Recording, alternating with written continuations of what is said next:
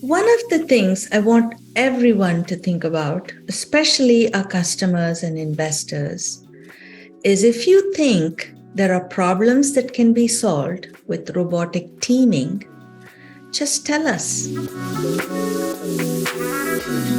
The future is we're going to be working with more and more robot teams. So you might as well embrace it and think about how can I make a difference. Building the community also translates into some social causes that naturally fall out of what we are doing. For example, some of our customers want to know whether there are any endangered species in their operational environment, like the Mojave Desert tortoise, which is endangered.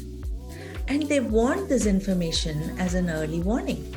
Now, can you imagine we can translate that and give those modules away as part of social cause, helping our environmentalists and people who work on these endangered species to monitor and keep them safe.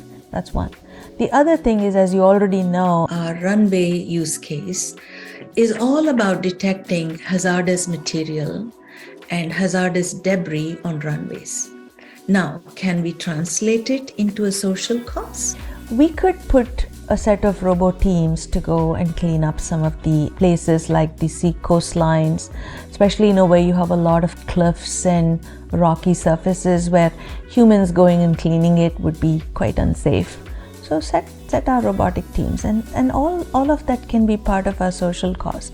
So investing in our company, on one side we're going to be pushing the tech envelope and creating products that are more practical for right now, even as we think about future functionalities, and also helping with the social cause elements, wherever we can, so that the company can, give a certain part, like, we can share our software for free, we can sponsor or, get a sponsorship opportunity where others can participate, and we can provide that to these communities that need it so badly.